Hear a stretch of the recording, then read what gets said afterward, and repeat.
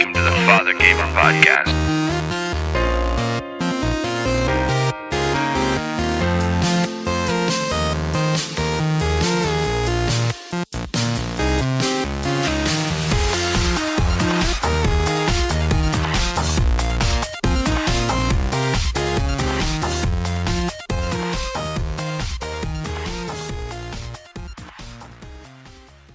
Hey guys, and welcome to another episode of the Fathergamer Podcast. I'm your host, Eric Gibbs, the Fathergamer. With me, I've got Kyle. Good evening. Well, very, very Vincent Price of you. And we've got Mike. Hey guys. Yeah, nothing? You couldn't have prepped anything? I mean, Kyle went to... I always say hey guys. It's boring. Let's try it again. And we got Mike. Fuck you. That's just rude. That's about right. That is about right. Let's start things off with what's in your system. What's in your system? So, Kyle has been nice enough to let me play Assassin's Creed Origins. I know we talked about it. It's one of our games of 2017. You're right. You're absolutely right, Kyle. It is an awesome game. You're welcome. It is awesome. What I really, really like about it so far is, and I know we talked about it again, but what I really liked about it was the freedom it gives you, more so than a lot of the other games, especially how you can kill and what you want to do. And because I think if three of us played it, we could potentially play the game three different ways. Mm-hmm. Yep. That's cool. And that's always something that's really good with... Only three different ways, though. That's the cap. No. Actually, it's probably several. Actually, probably not much more than that, but yeah, you can definitely play it different ways. You can be stealthy, you can be... Right. Run in. Front and you can take different paths on who you kill. There really isn't... I mean, I might be wrong, but it doesn't feel like there's a lot of... rigidity to it. Well, once you hit a certain point, you can kind of go, well, I want to kill this guy, I want to kill this guy. Like, it doesn't seem to streamline you that much. Does it? I mean... Well, it can. It depends on just the way you look at it. Like, you can either say, fuck it, run in, stab a guy, shoot him in the dick, which you've done. I did do a lot of that. Or you can go stealthy. But I'm talking more like along the lines of the actual storyline. Like I went after this particular character called the Scarab. Oh yeah, and you don't really have to go that direction when you're playing the game. You can kind of avoid them completely. No. But you can take a different. You can go different routes. Yes, there's other characters, other bosses essentially that you can take. Yeah, take but out. they are leveled. So if you're under level going against a different one, you are going to get it. Correct. If you're high enough to do it, sure, you can go whichever way you want to. And that's been my biggest problem though with this one, which is pretty much every Assassin's Creed or almost every Ubisoft Far Cry type game is I do go to an area or a section and I try to pretty much get everything I can and I move on and I've leveled up probably more than I should have already in certain areas. And concentrate too much on that. So I don't see a problem with that. No, it's not a problem with it. Really, it's the more powerful, the easier it is. Well, I like to be OP. That's part of the thing I like with those kind of games is to feel like I'm rolling OP when I pull in and just take out. Just snap their neck real fast. Pretty much. It's just more enjoyable for me that way. I mean, to each their own. I know Kyle likes a lot of the challenge. Of the actual fights, and I'm pretty happy just shooting an arrow, like it's true. controlling it because you can control like first person arrow shooting, just like make the arrow glide up and down and take out guys that are sleeping inside of a tent or something like that. Yeah, it was funny to see how you did it versus I did because after he walked away for a little bit, I picked it up and I went straight 5 guys on me at one time, just mass murdering. Yeah. So it's a really fun game, and I'm glad we had it in our top list of last year. And I'm kind of curious to see what we're going to have going forward with the series, and to see exactly what they do. Kind of hope Japan. I mean, that would be fun. Yeah, that'd be kind of cool. Yeah. Yeah. Get some samurai action in there. So one of the other games we've been playing, well, at least Kyle and I, because Mike refuses to, and I understand it's not your cup of tea, and it's not everybody's cup of tea, is Monster Hunter World. So, what do you think so far? It's your first Monster Hunter. It is. It's freaking great. Like, not what I expected, because the demo was pretty one-directional and did not do the actual game justice of what its full development truly was. Well, I think it's one of those things, like, if you've played the series, the demo was just fine because you knew exactly how it would play out. For a beginner like myself, it was just straight one-dimensional. You had 3 monsters, you just went hunting, and you had a time limit of 10 minutes. The game which was short. The game you get 50. Nice. So there are a lot more monsters. A lot more monsters, and of course, when you go into high rank, it opens up even more. That's what I've been hearing. As soon as you hit high rank, it's like almost a completely different game. Oh yeah, and it's a lot of fun. And by that time you know what you're doing. I mean, if it's like any other Monster Hunter game. Oh, I did. I picked up the long sword fairly quickly. Also, the bow gun, and the hammer because I like bonking things on the head. That's cool. And the progression system, especially with the armor and weapons, with that kind of stuff, it feels like you've earned it. That's the thing I've always loved about Monster Hunter games is like you earn what you get. Right. It can be frustrating because you yeah. will have to probably do a monster a good chunk of times. Yeah. Because Mike didn't play a lot of this, but when you're getting new armor, you'll get pieces of the monster, but you won't get everything you need to get all of the armor gear. set. Yeah, the entire set. That's so a lot of times you have to go back several times. Like one of them I'm going after now. I think it's like I've gone after it 5 or 6 times, and I'm waiting for one special drop so that I can get the legs for the armor, and that's cool. And when you do, you're like, ah, like you're just like, oh, I've got it, and then you do it all over again for the next set. Because it's obsolete once you hit to a certain point. I mean, you can technically level it up somewhat, but you can use them to go against those specific monsters if you need like a flame sack or an aqua sack. You can use them against them and at least give you resistances. Now, of course, when you go high tier, it becomes a whole nother armor set. Yes, you get slapped around, but it helps. I think it was Colby. It was like this one particular monster. I don't remember which one it was. He's like, yeah, it was a great fight, and then it just like grabbed me and threw me on the ground and shit on me, and I had to take it. Like I mean, they will. I think there's 31 different monsters so far. That's cool. And they all feel different for the most part. For the most part so far. They have their own special qualities. Right. I mean, they're bosses, essentially. Every time. Yeah. It's like big boss battles. And I think one of the greatest things, though, with this version, because it is... I remember playing other ones, and there was a lot of soloing. There was a lot of soloing through stuff. Right. And if you're lucky, especially with the older ones, you could ad hoc connect with people that were around you, like on the PSP and that kind of stuff. But this one has opened up quite a bit with the online features, and it's something that's got better servers to do so. Unfortunately, to say, yeah, it's true. Yeah, but it so far, I think one of the greatest things they've added was the SOS. Option. The flare thing or whatever. Yeah, the SOS flare for randoms to help. It's a lot of fun. You're just sitting there. You're like, okay, I'm probably not going to beat this thing on my own, and shooting off a flare. Then like I think the other night it was a guy from Japan, a guy from Germany, and I think somebody from the Netherlands, and I taking on this monster together. And that was fun. That was so much fun. Japanese people do not play around in this game. No, they do not. They do not.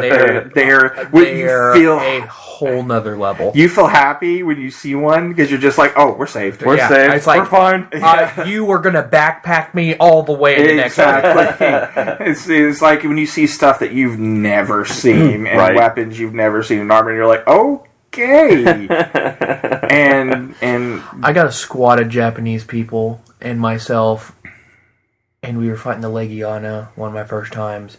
Because the gear set is really nice to have. Yeah, because if you have more than 3, you get a drop bonus of specific stuff. That's cool. Yeah, we took that thing out like quick. Oh yeah. I was like, yeah, y'all took me in the backpack and just took me around. Like y'all climbed Everest for me. It was a nice tour. Thank you. Yeah, I've had that a few times where I've had people pop in and I'm just like, yeah, there was no way. It was an army of flashpots. Wow. It's so much fun. And like the things that I love about this version are the connectivity issues are just the connectivity of it is so much fun. I mean, it does feel like Kyle and I were talking earlier, it feels like some of the stuff Destiny should be doing, especially with its making you feel like it's worth it. Yeah. I mean, right now when I play Destiny, I don't feel like it's worth it anymore because of how they do a lot of the upgrades and armor the drop and drop system. Yeah, I mean, it's better than a lot of things out there, especially almost anything that it's better than a lot of the stuff that EA is doing, obviously. And so it's a nice system, and Monster Hunter makes me feel like a badass, but then I don't. As soon as I feel like a badass, I don't. Like the next one's gonna give you a good. Yeah, it's gonna throw me around and shit on me, and you know what? And I'm gonna like it, and I'm gonna take it, and I'm gonna fight it 10 more times, and I'm gonna get better. It kind of has a Dark Souls kind of feeling sometimes with that. Like you learn it, you figure it out, and you're like, and it's then not it switches cheap. roles on you. Well, it doesn't feel cheap. That's the thing about it, is like when you die, you go, okay, well, this is probably where I screwed up, or this is what I need, or the game. The longer it goes, or the more you get into it, it becomes an endurance battle, and the game is built to like see when you're going to screw up, and if you screw up, it's going to take advantage. Oh yeah. Like I've gone in with 10 high, mega potions or whatever. You can use them fast. And I had everything. I was like, I'm coming to this. I had everything. I had stun stuff. I had, poison stuff. I had everything. I was ready to go. I was like, I'm going to take this SOB out. And I get in there and it was like, wow, I went through 10 healths. Like I was running around looking for freaking the herb plants just so I can make more health, and just like screaming and then finally some Japanese guys popped in and we were all saved like normal. But yeah, it is such a great game, and I mean, it's not for everyone, but this is probably, if you've ever wanted to get into the series, this is the greatest point to ever jump into a Monster Hunter. It's fantastic for beginners. And Colby, we've had discussions, long discussions, and this is probably one of his favorite games. He said this would probably have been his favorite game of last year. Oh, like, so far this is a top tier. Like, me and him are beginners at this. I mean, he's played Soul Sacrifice, I didn't. But needless to say, it's fantastic if you're wanting, because it's not like the game you're going to take on 2 monsters and the game's going to wreck you unless you're experienced. It gives you a little while. I say the first challenge is the Anjanath, which is the T-Rex. But even so, I soloed an Anjanath. Now, of course, I had to use a greatsword. If you like greatswords, that's great. They're really slow in their combos, and the Anjanath is very aggressive, so I wouldn't. But if you have the armor to keep yourself alive, then you're good. Yeah. It can do a lot. Again, we will be talking about this definitely in the weeks and months coming, because if it's like any other Monster Hunter, it's going to keep adding a lot more content. Yeah. As of this episode, I believe when this comes out, the PlayStation stuff, at least the first stuff, you won't be able to get anymore, at least for a while. The Palico Horizon set. Yeah, which is kind of sad that it's so timed, but I guess it's to get everybody that's... Well, it was from the 26th to the 8th of February, I believe. Yeah. It's a small time frame, though. Yeah. No, it's like it for is. the people, like for the first, right now, the ones that want to get it immediately. Japan's getting a Japanese event going on through Universal Studios. It's the huge because they always UJD or something like that. It's like it's a water longsword. It looks epic because I've looked at it online. I've been trying. When I had it, because I rented it out, I was trying to see if I can piggyback on somebody who was doing it. Mm-hmm. It seems to be pretty region. It's really hard to get the region. It's region specific, yeah. Well, see, you do it to where you can search for event-only people. Yeah. And you can get lucky. It's just getting someone in Japan who's been to Universal Studios that got that code. Well, and one of the things with the SOS thing I was telling you guys about, because again, like you've always had to farm for specific stuff. It's really nice to jump in and help somebody with the SOS, knowing which missions and whatnot that you need to do to get certain monster parts, and you can jump in. This is kind of cheap, but if you see that they've been in the mission for a while, you can jump in towards the end and still get the parts as long as they beat it. And I'll fully admit, the other day I was sitting there through about 4 or 5 of those. Like I just jumped in. I had a couple of them where the people just beat it, and I walked up just as I was walking up, they beat it, and I just got what I needed and got out of there. And I was just like, I feel like a douche, but I don't. Well, it's like playing on Destiny 2, and like you find this open loot box. Yeah, you haven't. You didn't fight the boss guy at all, and you're like, oh, okay. You feel douchey, but then when you're getting the armor that you need, you don't feel that douchey. So. Another thing that we've been playing is Grand Theft Auto Online. Oh, yeah. Doomsday Heist. Doomsday Heist. It won huge breath of fresh air into the online. I mean, the online's always been fun, but the entire, I don't know, well, it's a DLC essentially. Yeah, it's just what Rockstar does best in add-ons. And some of the best GTA stuff and all of that is DLC. Like they're really good at it, and there's no exception to this. It's really fun. It's extremely fun. I really like the fact that it almost like teeters to Saints Row crazy. Like it's out there. It's like epic. Like from us stealing flying DeLoreans. Mm-hmm. And going after airliners and trying to hack them while they're in the air. And what was it, Lamborghinis that are submarines? Yeah, Lamborghinis that are submarines, which I don't know why all Lamborghinis aren't submarines. It's been incredibly fun. We've been recording. Still got a lot more to go. We've still got a lot more to go. We still need to finish. We've been playing Monster Hunter in the meantime. We do need to get back to our heist crew. Yes, we do. We like I said, we've been posting a lot of stuff on YouTube, on Fathergamer Podcast on YouTube, and it's been fun. Just our fun stuff, yeah. But just our fun stuff. We'll probably, I think, some stuff if because don't come to us for tutorials. I mean, generally not. I mean, in case we find we might find something that we're like really badass at, but most of our stuff is having fun and being stupid and trying to find out what's explosive and and that kind of anarchy almost. And, but I would say if you've been kind of on the wall of playing the Doomsday Heist, it's worth it. Definitely worth it. Yeah. Especially if you have a group. I mean, if you do it by yourself, probably not so much. Well, you can't do it. You can't do it. You have to have at least 4 people. You can't do it with randoms.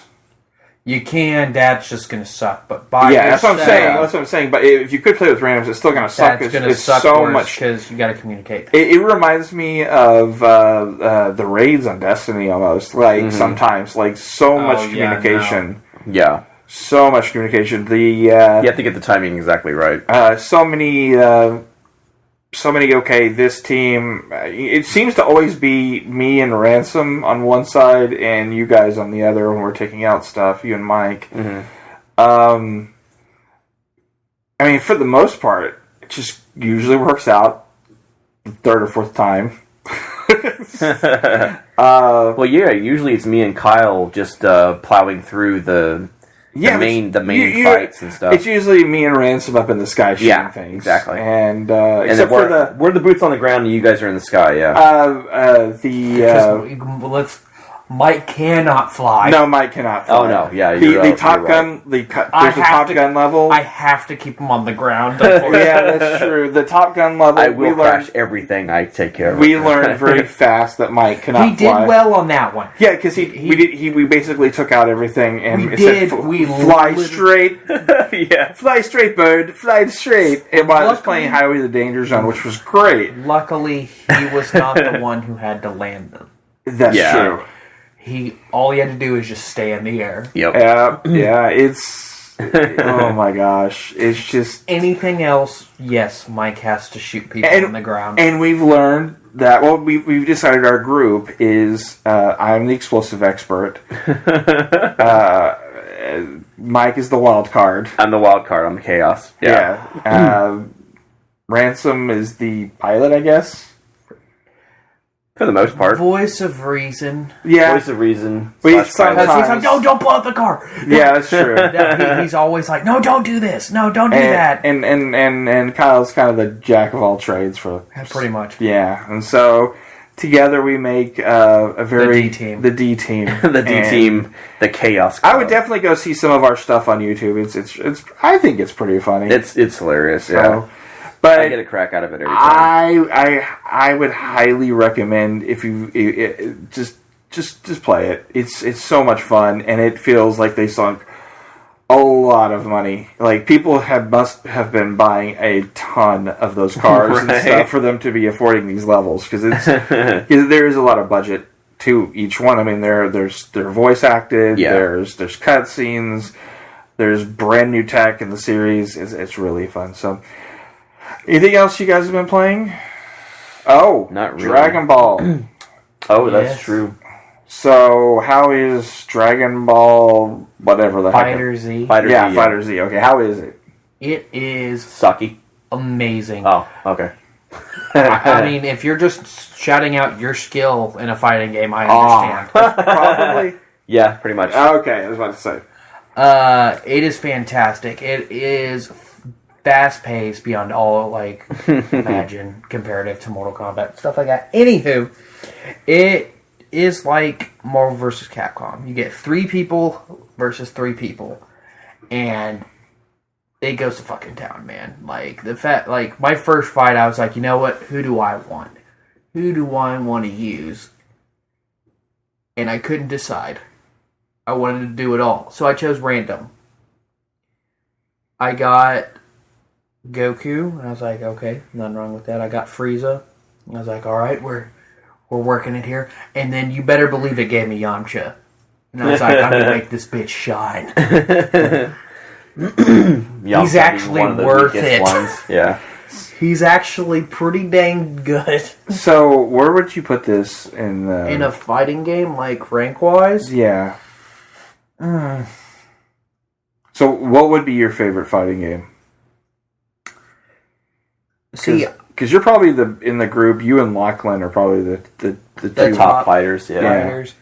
I still love the Mortal Kombat Injustice, but I'd put fighters up there with them. Like those would be the top 3 I've got rolling with right now. Okay. Cool. The Injustice series, Mortal Kombat. I mean, I do like the Soul Calibers now. Of course, to me, there hasn't been a good Soul Calibur. I mean, 4 was good. I'll say 4 was actually pretty good. But graphically, they're all awesome, though. But I think my favorite Soul Calibur has been 2. Yeah. Well, yeah. Soul Calibur 2 is amazing. Which version of 2, though? See, I like that. I'm a kid. You had the GameCube version for Link. And then the Xbox for Spawn. Spain. Spawn. I was supposed to say Spain. Yeah, country. Entire country of Spain. Entire country. Yeah. You get a bull. It actually carries Italy's boot around. Spawn. Hihachi was okay, but he was the least out of it. Even though I love Tekken, but I think the other 2, in general, were really cool. Mm-hmm. I think the one I played the most was the GameCube, and then Yeah, I think GameCube was probably the one I played the most. And then I used to play Tekken like crazy. I never got into Tekken. I still like Tekken because Brian was like my go-to fighter. Like I was stupid good with that dude. And then Harong. Oh, and can't forget King. If you get up in there with King and start the moves, it's like freaking crazy. See, I was always Street Fighter, of course. Oh yeah, Street Fighter. Then for me, it's Street Fighter 2. Street Fighter 2 is amazing. And then it was Street Fighter, kind of Mortal Kombat, the originals, but they got better to me. Like they aged. Yeah, they've aged very well. Yeah, and then except for the PS2 ones. Yes, unfortunately, or the weird like Sub-Zero, like not really fighting games. Not quite fighting game. Yeah, the side scroller ones. I don't think ever played those or not. They were not that great. And then I like the virtual fighter games to a degree. Never played those. If you actually play Shenmue or the Yakuza games, you could tell like the virtual fighter and like the way they fight is still kind of that DNA is still in those games. That's cool. See, I wasn't even into Dead or Alive. Never really I played the beach volleyball more than I played. I couldn't get into that. One game that stopped making that I freaking enjoyed out the ass was Bloody Roar. Yeah, Bloody Roar is fun. Back in the day. Speaking of beach volleyball, did I ever tell you the story about the guy that I worked retail for a long time? The guy that kept coming into the store because we sold out of the one copy of beach volleyball for the Xbox, and what he looked like. He had an eye patch and it was like bolted to his head. Oh, I cool. shit you not. Like it looked like from Star Trek. Was he a James Bond villain? Yeah, he looked like Star Trek from one of the Star Treks. I can't remember which one. I think Undiscovered Country. It's Undiscovered Country. It's the guy from the Klingon guy. It's the guy from. He was actually the dad in Sound of Music. I cannot remember. I can't remember his name, but. They did a similar thing on Doctor Who. Did they? The woman general. So he would come into the store and he had this incredibly weird smell about him. I never could place it. Almost like vinegar. Yeah, probably. Vinegar could smell like death. But he'd come in the store every day and he was like, "Shall I get another copy of Dead or Alive beach volleyball?" And I was like, "Oh dear God, you were scaring the fuck out of me." Like, he just wanted to... I kept looking to see if he had a hook hand. Like, that's all I was expecting. He comes in like Kurt Russell. Oh, no, he was not. Kurt Russell would have been fine. Snake Plissken would have been just fine coming in. But no, it was not him. So anyway, where would you... So, you put it up there pretty high. Oh, yeah. If you could put a number on it, I would say about 8.5. Really? Nice. Oh, yeah. So that's a good fighter. Yeah. No, it's... You can clear through a match like fast because that's what I was hearing. It's very fast paced. It's very fast paced for Fighter Z. Yeah. Oh, like if you can get the combos and swaps rolling, especially if you build up your special meters. Oh, you can rinse through health like crazy. That sounds fun, but like again, I'm not the biggest fighting game person, but you are. Yeah, so I'm that's not either. You love it. That ass. So that's great. So. What we're going to do is we're going to take a quick break. When we come back, we've got a couple interviews. And then after that, we've got a little bit of news. And then porn, of course. So we'll be right back. Always porn. Okay, I'm here with Seth Webber, old-time TFGP friend and just an awesome guy. And you have something you released last October. Is Trailer Park Samurai. It's a comic, and you have another issue coming out. And can you tell the listeners about it? Yeah. So the first issue that we put out, my friend and I, Kevin, we made the comic with basically no understanding of how you make a comic. So it was a complete learning exercise. We were reading a lot of books, looking at comics that we like, and just sort of figuring it out as we went along. And we learned an absolute ton of stuff just about the general process of creating a comic. So when we really wanted to get the first issue out to prove that we could do it, And then when we had it and it felt good and it looked good and we were really happy with what we did, but it was a very short story. It's a 16-page comic, but there's probably only about 12 pages of story. Mm-hmm. And technically it kind of happens, I'd probably say, in about the middle of the actual like full story. So he and I sat down, we kind of plotted out the next 4 issues. And we're going back to the origin of the titular Trailer Park Samurai, and kind of meeting him when he's still living in the trailer park. So you get to see what his life is like prior to him becoming a badass samurai, and kind of this first these next 4 or 5 issues are going to kind of be that arc of who he is, him finding a sword that has the spirit of a samurai warrior in it, and that samurai warrior sort of explaining to him that there is a great evil that's been unlocked that he's going to train him how to defeat. And that's the sort of epic journey that he is going on. And yeah. So this issue is full 24 pages, all story. And we actually went about getting it colored this time. So we found somebody. We're working with an awesome artist from Brazil, and she is absolutely killing it. Let me tell you, from the pages that I've seen, it looks really, really good. We're super happy with it. And yeah, it's been a crazy process, and we've learned an absolute ton about making comics. There's a lot of, it is a huge learning curve, especially anyone who's come from, which seems to be the big thing of the people that I know that are starting to get into comics. They all come from a film background. Yep. And it is a huge difference to write a comic script and a film script. It's so bizarre. It's like speaking almost a different language. Yeah. So what's actually very, very interesting is, so this story started. I remember my friend from college, John, gave me 30 pages of a screenplay entitled Trailer Park Samurai. And it was one of the coolest things that I'd ever read in my life. Like, I was like, this is so badass. Like, I want to see it right now, today.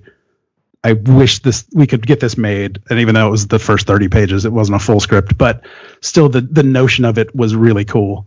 And then it just kind of sat around, but it was always in the back of my head as something that was like, man, it's just such a great name. And like, it's the idea of this sort of prepubescent boy, wielding a samurai sword. It's just very cool. And he's got a trash can for a hat, trash can lid for a hat.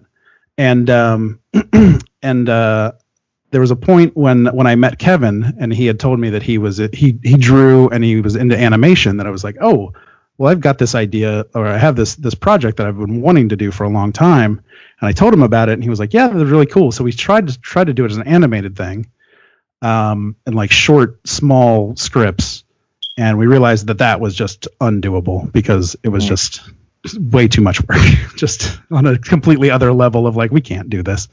So we put that off. And then like, he was doing some work for another person who was interested in doing a comic, and he had me read the script for that comic. And as I've been reading it, I'm thinking about Trailer Park Samurai, and I'm like, why did we never do this as a comic? And the next day at work, he came in and said, hey, what do you think about doing Trailer Park Samurai as a comic? And I was like, yes, let's go do that right now.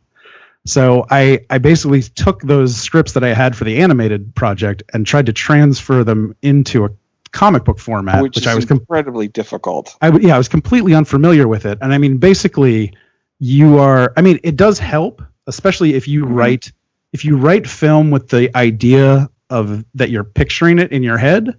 You just have to describe a key moment of that particular scene.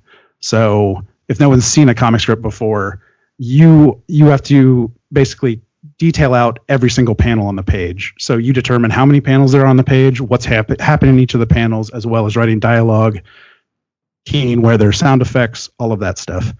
And it's still English, but it's not quite the English you're used to. It's incredibly difficult to start to learn to write that way. Yeah, the biggest thing that I had to come to terms with first was that I wanted to I put way too many panels on the page. Like right. looking back at the first issue, that there was a point where we had written the script. We were like, okay, we feel good about this. So the next part of the process that we determined, we're like, okay, let's start doing like rough pencils of just laying out the panels to see how it looks like on the how it looks on the page. And like suddenly we're like, whoa, that's way too busy. Like, what we need to cut? How do we cut this down? So we had to do that pretty much for the entire book. So coming into the second issue, I was like, okay, so let's try to cap them, like not try to go over 6, like unless I absolutely need to, but try to keep it more in the 4 or 5 range. 3 would be great, but just like keep the panels at a minimum, really. So do more with less. What I've seen from issue 1, you guys did a really good job at that. It's a great art style too. I really like it. Thanks. It feels almost animated in a way. Yeah. I think Kevin's also grown a lot as an artist. So I really, for that first one, I wrote it. He'd send me pages, and I would give him some notes, and then he would, send me the finished page, and I'm like, it's amazing. And I think he grew a lot as an artist through that process. And the stuff that he's doing now is even like crazier, because that first issue takes place in one location. There's only like a few characters, and there's like a monster. So it's fairly limited, and that was kind of on purpose as far as like, we have a lot more control over it. It's very limited as to what he has to draw and keep it localized.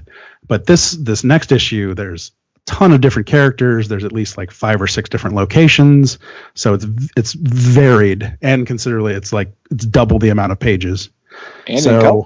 Yeah, and in color, which was a decision that we made sort of late on, and then we'd kind of thrown the idea around, and then said, I wonder if we could find somebody that we would like that could do this, and how much that would be. And I just did some digging one night, and I found this woman whose style I really dug, and Kevin was kind of pushing for a Paper Girls color style, so kind of like the flat colors. And she had an example that was very similar to that. So I sent him her information, and he was like, oh yeah, I'm totally down with that. And the first pages that we got back of hers that were colored, we were just blown away, and like, oh man, this is awesome. That just changes it completely. For a lot of indie comic people, a great place to go is actually Brazil. You're not the first people I've talked to that have found some great talent out of Brazil. Yeah, I know that there are some of the bigger companies will do that as well. They'll go down there for colors or inkers. So yeah, at this point, Kevin's furiously inking pages. Paula, our colorist, is coloring pages. I'm lettering and like adding her finished colors to our working files, and it's just like a complete madhouse of production as we're trying to like wrap things up by the end of the month so we can get it to the printer. It's a great feeling though. I mean, it's awesome because you and Kevin seem to really have that synergy that you really need between a writer and an artist. That, like you said, you feel like he's growing, but I'm sure it's making you better as a writer too. Just to see what he's doing, and you're kind of going, okay, I want to top the last one a little bit. I know what I can do now, and so that's always a great feeling. Yeah, and I mean, it makes it so much easier that in that first script, when he started the process, I didn't know what to expect, and when I started getting pages from him, and I was like, this is amazing. Like, I never thought I would see this character portrayed in any format ever. When after I read that like first act of a screenplay, and like, here it is. And actually, when I went home for Thanksgiving last year, I was able to take a copy of the book to the dude that wrote the 30 pages of the screenplay and give it to him, and be like, look, here's your character. And he was just like blown away. I'm sure. I know, and I've talked about this extensively on the show. When you create something, or when you work really hard on something, and you finally get to see it, and you know this now. You're a dad yourself. Yep. It's almost like another child sometimes. It's a great feeling. It's an amazing feeling, and you're very protective of that character now. But you guys, what I've got to see of everything, I really like, and I can't wait to see issue 2 and 3 and 4. Now, are you guys is like 4 kind of the okay? Well, we did it, or do you want to continue past 4? Or yeah. So the notion is that this sort of mini arc that we're on right now, which I don't know how long is going to take us to complete, probably a little while because we have demanding startup life jobs right now. Yeah, I know, life.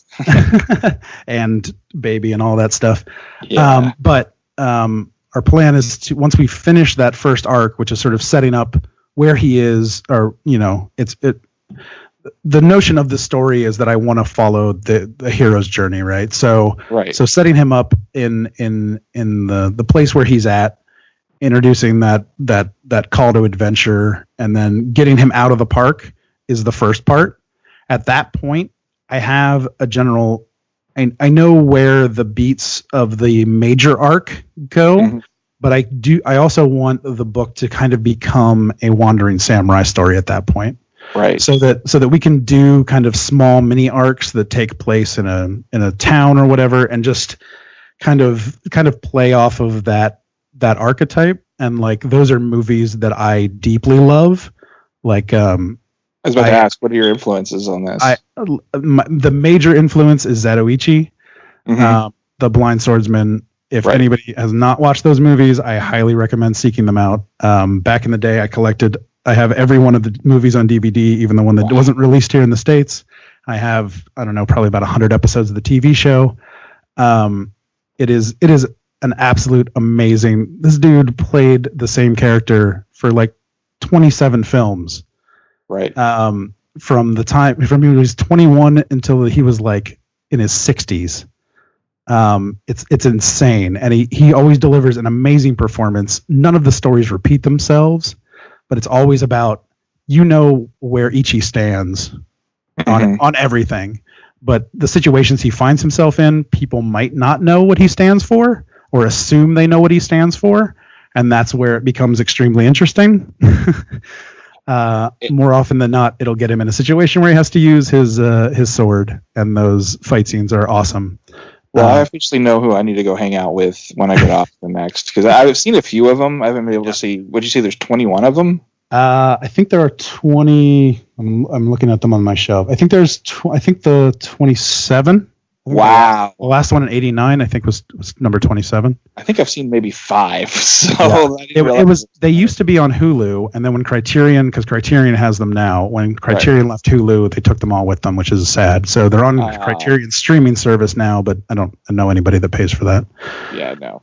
Which is sad. But there is like a Criterion Blu-ray box set, which is something that I do want to get at some point to replace my DVDs, because they are unbelievably great films, and it's a masterful performance. So that's the big one. Obviously, Kurosawa's samurai stuff is a big influence, I was about too. To say so that's a definitive. Yojimbo and Sanjuro, obviously, and Lone Wolf and Cub, stuff like that too, is also informed. That there was a point when I was really digging into the animated series that I was watching an absolute ton of any samurai film that I could get my hands on. I was just consuming it. Right. So you guys also, it's the comic's also available where to purchase? Where can we? So right now the first issue is available on indieplanet.com. The digital version is free right now, so you can take a look at it and check it out. And you can also, if you are so inclined, you can order a physical hard copy as well. But yeah, we wanted to put it up there as it's a shorter book anyway, and just to get people interested in the story and the book in general. We'll definitely put that up in the show notes so everyone can order it. It's you've been a huge supporter of TFGP. You're on one of the first episodes when I came back to Texas, and And so I was looking, I think the last time we got to talk was, I think, the Star Wars special in 2013. So it's been a while. It has. So we'll definitely keep up with you, and we'll keep up with everything that you put out. And it's great to talk with you, Seth. Awesome. Thanks so much for having me. Okay, I'm here with Ian from from Witching Hour Studios. You guys have a new game. Can you tell the listeners about it? Hi, yeah. So Masquerada is going to be out on PS4 and Xbox very soon, and it's something in the veins of the old-fashioned kind of RPG. So it's isometric, and it's a story about masks. And masks are a big part of the game because it's what gives you magic in the world, and it allows you to cast fantastic spells. And the masks are so important that I think the society has kind of warped itself around these things, and I think the combat in the game is very driven by these things. Well, having played quite a bit of it now, actually, one of the key things in the game is about oppression. Is what I've taken away from it, about the different factions and stuff. Can you tell the listeners a little more about that, if possible? Yeah. So masks. Come back to the masks. These are rare things and they're artifacts, and no one knows how to make them anymore. At least ones with power, anyway. So what happened was that society, like I say, warped around it, and only the very, very rich have them. So what it creates is actually this great divide of the very rich and the very poor. And not only that, the very rich, they're functionally wearing their wealth in their faces, and because there's this big differential in power, right? The city has lots of disparity. You see, the poor, they're functioning, they're moving around, but more often than not, they work under the thumbs of the very rich, which are the Masquerada. Yeah, I found that really interesting that you can literally see who the poor are because they don't have masks, and that's a very interesting dynamic in the story, and that's something you guys. Reading a little into the company, that was one of the things that you wanted when you started the company, was games that are gut punchers and story and stuff like that. That's something that this game really does well. Thank you very much. Yeah, so story is a very big part of what we do. We always found that games were a great medium to tell stories because there's a sense of agency, and you also have enough time to really get to know the characters in a game. Because when you watch a movie, you've only got 2 hours to kind of latch on and figure out what's going on. But with a game, you have a little bit more time to breathe and kind of grow and learn about all the characters that you're playing with. So we wanted to use the opportunity of having a game to talk about interesting things.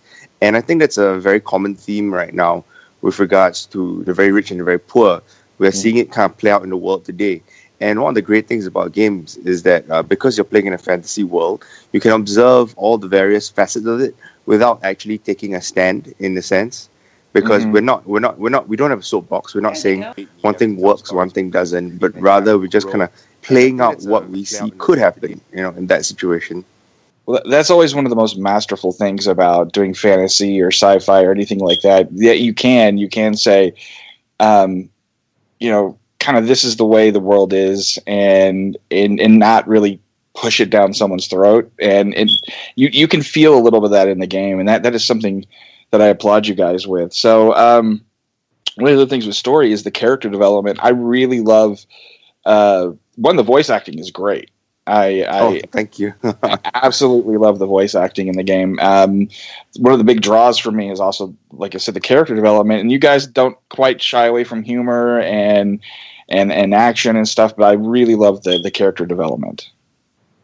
Thank you. Yeah, one thing we wanted to do was tell a story through the characters rather than through plot, because I think one of the hallmarks of RPGs is it's very plot driven usually. Mm-hmm. So we're dragging you along a story and we're telling you like this is happening, that is happening, and that's what drives player agency. But in this case, we're telling you how people are reacting to the situation they're being put in, and you see it play out. And one thing we want, and which is kind of why we did something not very common in a much more Western style RPG, is that your main character is a character. Your main character has a past. He has connections. He has pain. He has made mistakes, and those things haunt him as you're playing through the game. More often than not, with a Western style RPG, your main character is usually a tabula rasa, it's a blank slate. You get to decide what he's like. But in this case, we wanted to give you somebody that had a past. And I think that allowed us to have so much character development, because when he's interacting with his companions, he's not doing it from a, like, I am this great problem-solving, amazing thing, and I know best for everything. Rather, he sees everything through his own flaws as well. Yeah, he definitely is flawed, and that's the great thing. and knowing that when he interacts with other characters definitely enriches that. So take me back to the beginning. How long ago was the development process for this game? Wow, I mean, there's kind of two layers to that, because the world that you have been exploring is actually, it used to be a Dungeons and Dragons campaign I used to run for my friends like 10 years ago. Wow. Yeah, so, well, thereabouts, no, I think a little bit less than that, but basically what happened was I had a problem with Dungeons and Dragons, right? And one of the things, do you play? It's been a while, but yes, yeah. Yeah, so when you get past kind of like level 9 or 10, the magic users in the game, they get ridiculously powerful. Wow. And your fighters and your rogues kind of just sit in the back while they see all these explosions happening in front of them. And that really annoyed me. So what I decided to do was, completely remove all the magic users and took everything that they had, all the spells, and placed it on masks. So whenever combat happened, it would actually be a flurry of spell and sword, you'd swing your sword, you'd cast a spell, and you move around, and it became very dynamic. Layered on top of that was the fact that I had actually spent some time in Venice, and I have fever dreams of drunken brawls along the canals of Venice with wooden swords, and that kind of colored the tone, the flavor of the world, and I think that's kind of where it started from.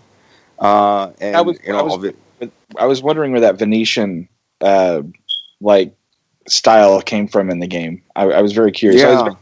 It's where a lot of I just talked to another developer on my last show, and all of the environments in the game were from places that they've traveled or lived, and so I mean that's a great garnering experience for your development. I guess anytime you travel, you should be looking around for stuff. Yeah.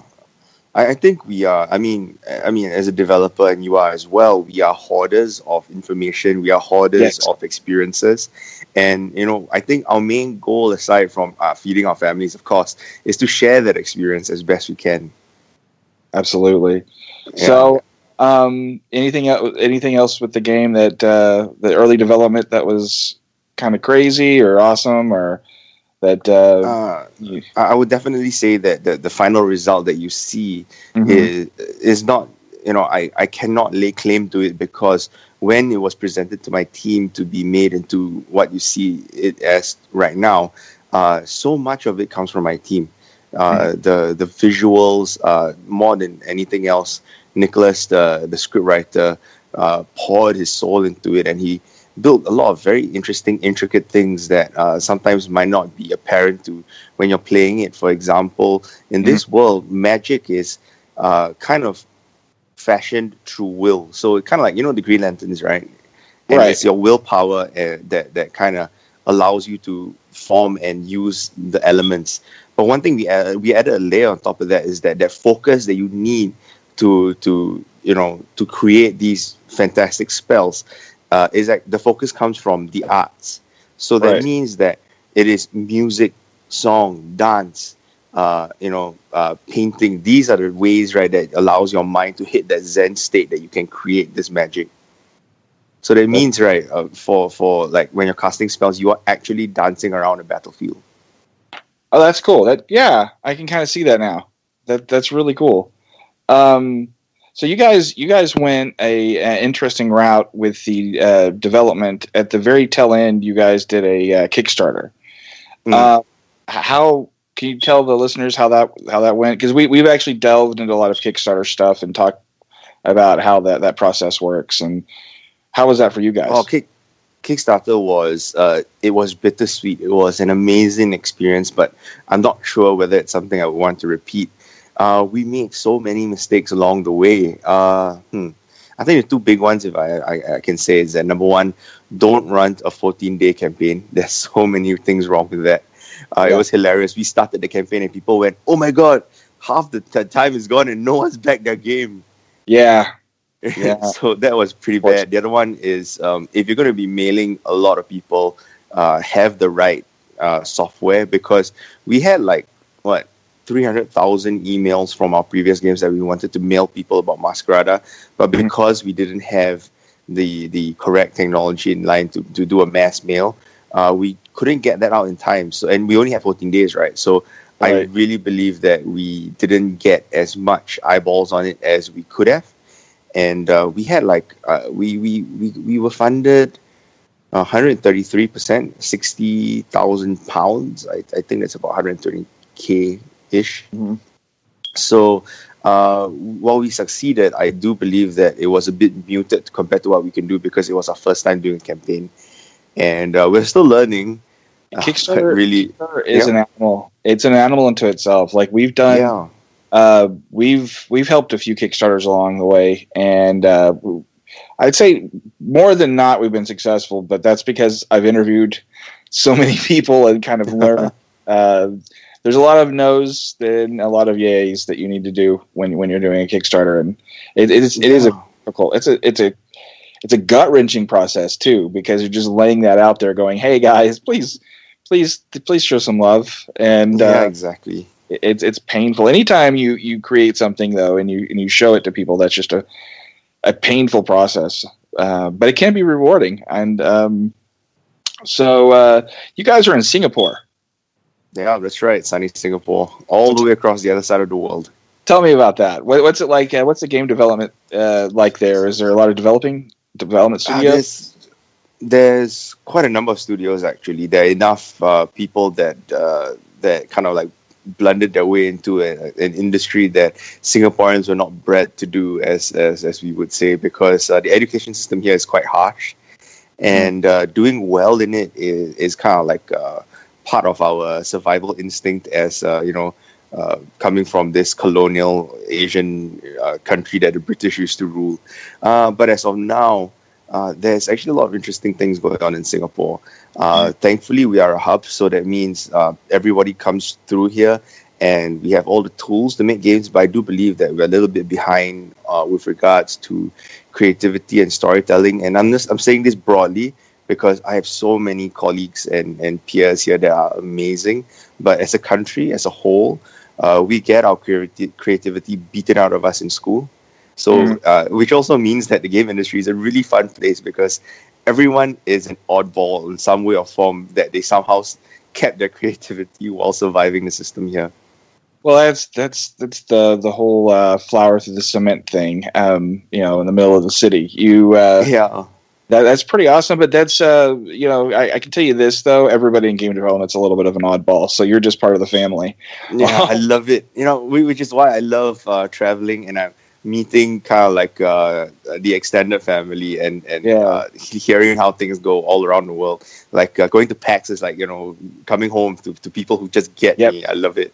Yeah, PAX, E3, any of those things, it's, it's business. Like, you've got business, but it's good to hang around with people that speak your language a little bit. So tell everybody, where can they get the game, and all that kind of stuff right quick. Right. So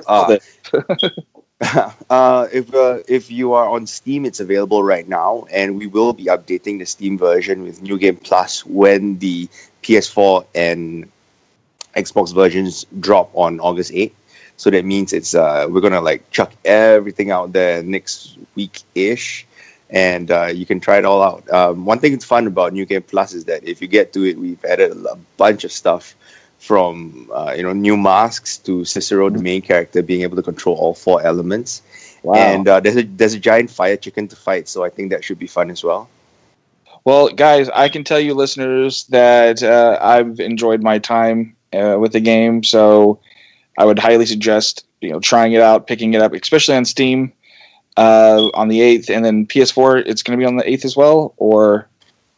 Yep. It's going to be available on the 8th as well. Okay.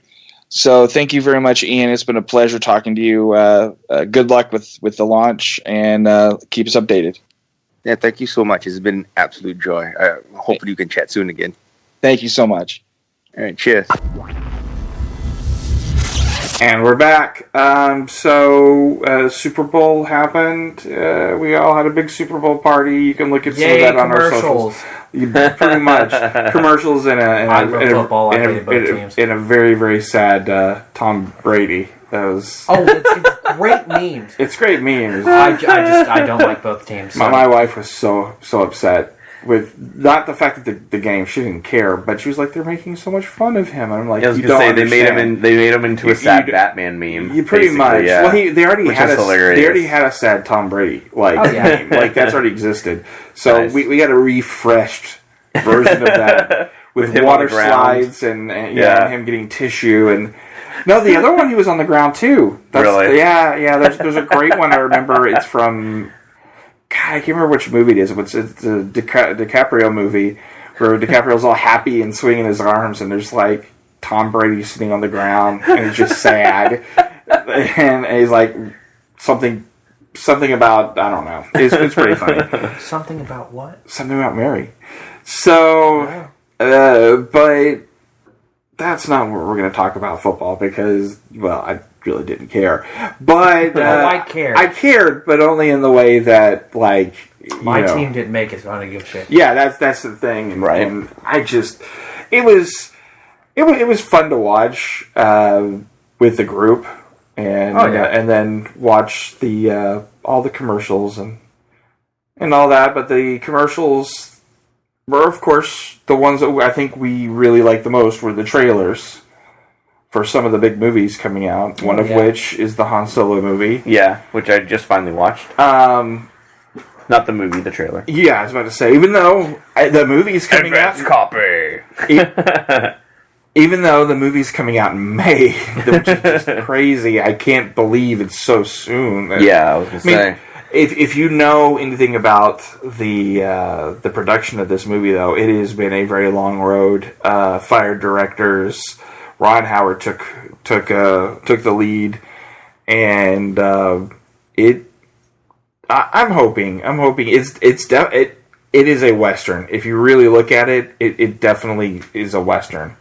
Pretty much a space Western. A space Western, which is great because if you look at Star Wars, it had the mystical. It was very much a samurai movie, the original Star Wars, to a point. Like there was some. Kurosawa type moments in the original trilogy, and they definitely captured some of that in the in Rogue One as well. But I think the trailer looks okay. I mean, I've seen stuff online, but they're always going to hate everything. Yeah. I don't know. What did you guys think?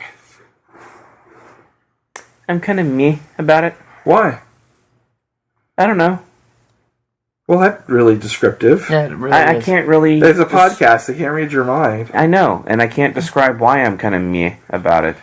Yeah, I'm kind of wondering if it's the effect I was talking about with the Christopher Reeves effect. Potentially, yeah. That it's not Harrison Ford. It's not Harrison so Ford, therefore your mind, your nerdism, denounces wait, that's not Harrison Ford. I mean... We had young Indiana Jones. It didn't quite look like him. We had several incarnations of a young Indy. So yeah, which I've enjoyed those. I think it has a chance. I mean, they got the hair down. Well, I mean, I'm just saying. I mean, it looks entertaining. Now, I will say that I like the choice in Lando. Well, yeah, I mean, he's honestly, it's easy casting. Everyone loves him. Yeah. So that's easy casting, and I'm a huge fan too. And he can pull off the smarm and the charm, and he's a great actor. But looking at the trailer, he looks just like him, which is cool. But if you look at Lando, you go back and look at Lando. If you go back and look at young Harrison Ford, and you put them side by side. If I do that, I'll probably. He does look a lot closer. I mean, there is some. I mean, Chris Pine doesn't look like Shatner. I mean, there are moments he kind of does. Like there are structures to him that do. Actually, I think he looked more like Shatner in Wonder Woman than he did in Star Trek. But that's funny. I mean, it's encompassing the character. He's an actor. It's a character. Right. If he can pull that off, that's fine. And he is younger. I mean, this is the youngest we'll see the character. Mm-hmm. So, and I want to see where I'll watch Han and Chewie get together. Yeah. You know, that sounds fun to me. The love story, the beginning of the love story. I mean, it is, and where the golden dice come from in the game, where Han Solo wins the Millennium Falcon, which they made a big deal in the last Star Wars movie. Exactly. Which would be cool to watch, even though the dice were never seen after the first movie, and they were barely ever seen. Right. So it's whatever. I love the tying together. Yeah, I think so. Agreed. I'll watch it definitely. But speaking of Star Wars, so Rian Johnson, the director of the last Star Wars movie, he is getting his own trilogy. Just cool. Has nothing to do apparently with the Star Wars universe. Well, Star Wars universe, but the current plot. It doesn't have anything to do with the Skywalkers and Solos and all that kind of stuff. It's another. It doesn't have to do with the movie. It might not even be the same time. Right. Well, I guess after Solo, they're kind of giving up the every other movie will be an older character type of thing. Even though word is there's probably still the possibility of a Obi-Wan movie. Right. Which would be kind of cool to see old Obi-Wan, but kind of. Like, I'm curious to see the whole thing. But anyway, there is another trilogy coming that's not Rian Johnson's. Mm-hmm. And it's going to be by the showrunners of Game of Thrones. Yeah. So, of course, we're going to see a lot of blue boobs. Yeah, I mean, I can't imagine. And, of course, lots of titties at the bar. In that movie, Luke and Leia would have hooked up. Right. So, yeah. If you watch the Game of Thrones, they seem to really love that. So, I saw some complaints, but especially with some diversity issues, and that's whatever, I understand. But this franchise is a giant franchise. Right. This is a very big franchise for Disney, and they've tried to go the art house route, and a couple of the directors didn't work out. Just look at what happened with Solo. So I think they're going, okay, these guys know how to handle big stuff. I mean, if you look at Game of Thrones, my God, the last season looked like a real movie at times. It was some of the most expensive stuff on screen I've ever seen for a TV series. So they understand technical, they understand building a story, they understand grit, they understand that kind of stuff. And so you're going to want somebody who understands that and can bring all the nerds to the yard. They want that. And so they got that milkshake going. They do, the blue one. And so they, of course, they're going to go with somebody like this. And I think it's a great decision as far as I'm concerned. And I'm really curious to see now that, I gotta admit, I'm kind of okay that the Solo and all the Solos and the Skywalker stuff is done. Like, after, I'm pretty sure we won't see much of them after these. I mean, they'll pop up characters here and there probably, but I'm kind of glad that story's done. You know, they had 9 movies, milked it for all that's 10 worth. movies technically. Yeah. So I think they've literally milked it for all it's worth. And I'm ready. I'm ready. Yeah. You and milk today. What the hell, dude? So what do you guys think about? I'd like to see what they could do with something that has nothing to do with anything. It'd be interesting, right, like if they did it like the Knights of the Old Republic. Oh God, that's the thing though. I think really hardcore fans have wanted a Knights of the Old Republic, something Darth Revan and all that kind of stuff. Like, I want to see that stuff. Oh yeah, yeah. And it would be awesome. It would be awesome, and especially bring the world of the Sith back. I want something that's completely different, in the universe. Like, I want to see something different that does not really tied to anything. That what more epic lightsaber fights? Oh, yeah. See, that's the thing is, like, the only way we're going to get those is either really far in the future or really far in the past. That's the only way we're going to get really badass lightsaber battles. Right. So maybe Rian Johnson does stuff in the future, and those guys, since they kind of do, fantasy, almost medieval fantasy type stuff, maybe they go back and do the old stuff. That would be kind of fun. But I don't know. I'm pretty excited, and there was trailers for Jurassic World and all of those, and those look.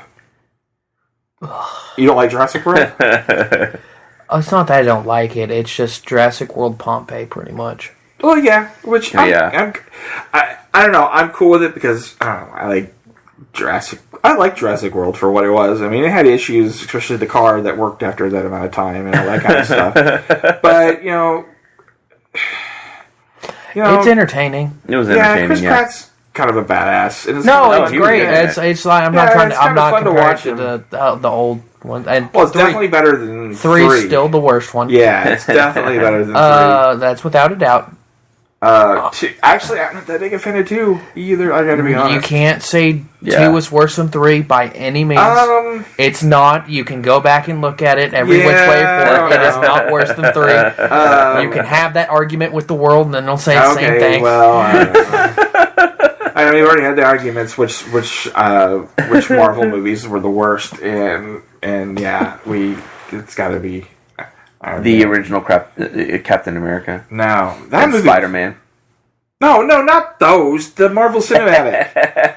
It was cinematic. I thought no, they're not part of the cinematic universe. Was it TV only? Basically, is that what it was? It has to actually be under Marvel Studios. Like those aren't MCU. Those aren't canon. They're not canon. No, definitely not. So they're old school, like 80s. So one last little tidbit, and then we're going to end this show. One last bit of news. Apparently, Far Cry 5 is getting some DLC, which it's Ubisoft. Go figure. I mean, of course, it's going to get some DLC. It's got a season pass. And it's got some interesting stuff in it. One of the season pass, one of the things DLC you can get is called Hours of Darkness. Players will travel back in time to Vietnam to battle against the Viet Cong soldiers. Without seeing anything, I could see some backlash. I can. I don't know. That seems so weird. I mean, the game that you're getting has nothing to do with it. Yeah, which I would feel like that's kind of cool to get more Blood Dragon type stuff, or is it Blood Dragon, right? Yeah. I'd feel cool to get that, and that was different. So, this is different. So maybe that would be fun. But again, I could see a lot of controversy with that particular thing. Time frame. Yeah, well, time frame and who you're killing, and the climate of the world today. I'm not entirely sure but we'll see. Yeah. Dead living zombies. Players will face hordes of zombies across multiple B-movie scenarios. So, I mean, that could be fun. I actually like that idea. But it's more zombies, but whatever. Yeah. Lost on Mars. B-movies. Well, yeah, but it's the idea of zombies again. It's more zombies. It's more zombies, I love zombie stuff, but even I'm kind of getting zombied out.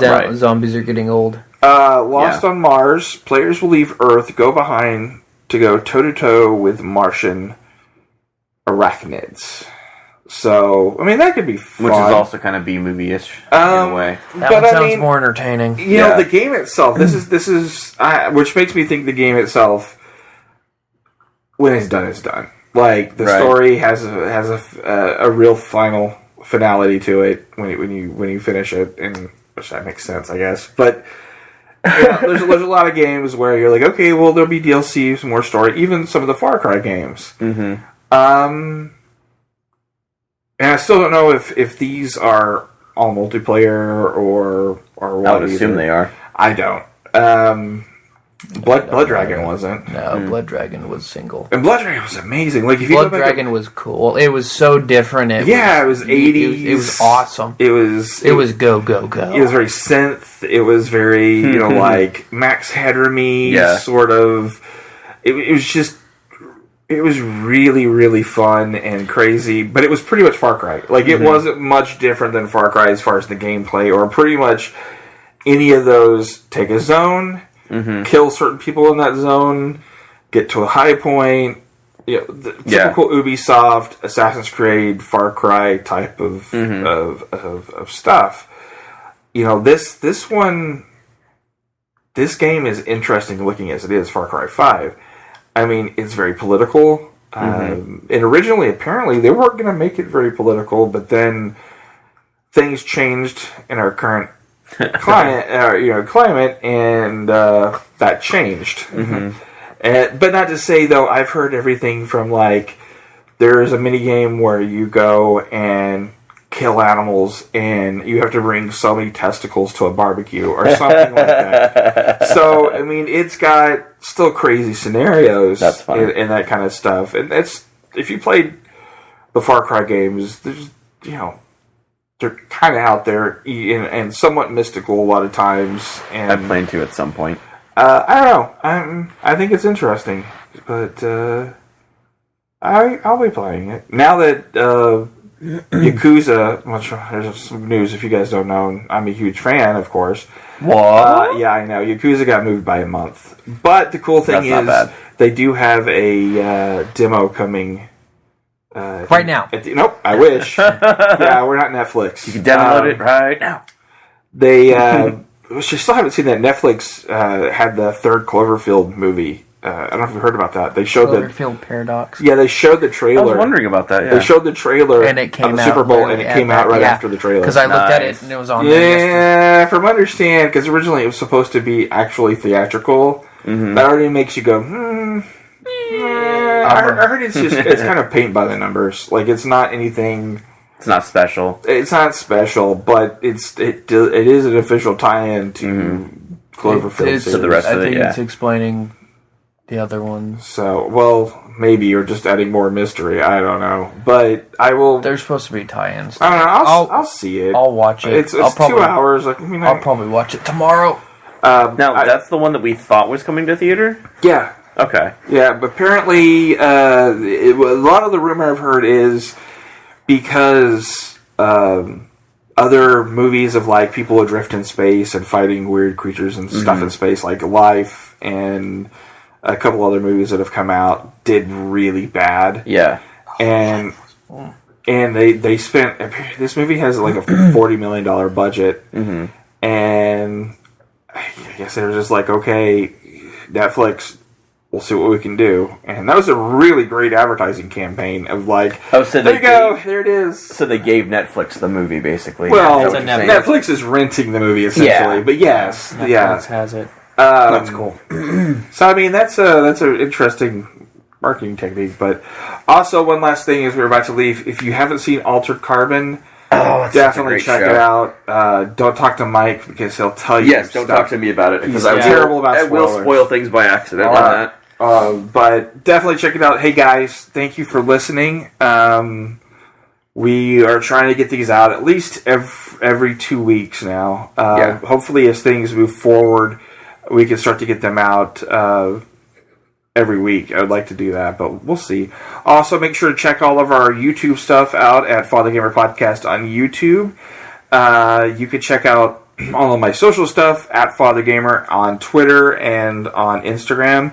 You can check out Mike at Silverhawks, no vowels, at on Twitter and the Instagrams. Yep. And you can check out Kyle at MetalX25 on just Twitter. I think I was going to say Twitter. He's on Instagram as Kyle the Car, I think. Yeah. Yeah, but that's all his porn stuff. So that's true. That, so. People would love to see that. Some people. So everyone, thank you for listening. You can check out all of our shows on iTunes, Stitcher, SoundCloud, Google Play Music, iHeartRadio, and Spotify now. And TuneIn. Oh, and TuneIn. Yeah, that's it. Spotify's the newest. Yes. Not to say TuneIn that we don't love you, but you can also find us on Spotify, which is really pretty cool. Yeah. And that's about all of it. So thank you guys for listening, and as always, achieve greatness.